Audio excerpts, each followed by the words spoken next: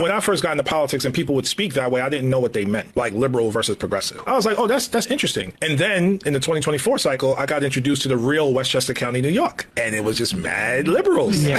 You know what I'm saying? Yeah. These liberals who, like in 2020, Black Lives Matter, George Floyd, they were progressive for 5 seconds. Yep. You know, 2024, they were all liberals. They was like, Jamaal, you better vote for that extra $14 billion to Israel. I'm like, yo, they already defended themselves. This was like December, right? You know, they already defended themselves. I don't think they need $14 billion more to keep going. Jamaal, we can't support you if you don't. I thought you were Jews for Jamaal. Like, this was a Jews for Jamaal call I was on. I thought y'all were my people.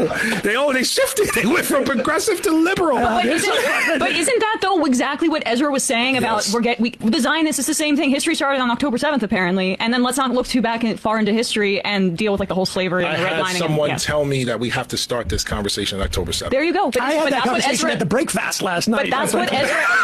Isn't that liberal ideology to a degree? And it's him saying, why are we losing? Yes. Well, why aren't we winning? Well, we're not winning because we're not aligned enough to Steve Bannon and Charlie Kirk and Ben Shapiro and you know, Nick Fuentes. Like, we're not aligned enough to. We got to go a little bit. But again, full circle to the point I made about like the DCCC and Democrats in these swing districts, right? Like, again, you have people in these districts, which I would make the argument they're probably more progressive, but they're not voting because they're like, you're all full of crap. I'm not participating. But if we actually engage them in a way that was authentic and really rooted in making a strong democracy healthy for everyone, I think we could increase voter turnout. And we're raising hundreds of millions of dollars every cycle. Why don't we micro-target or strategically target the people who haven't voted, the zero prime voters? Yeah.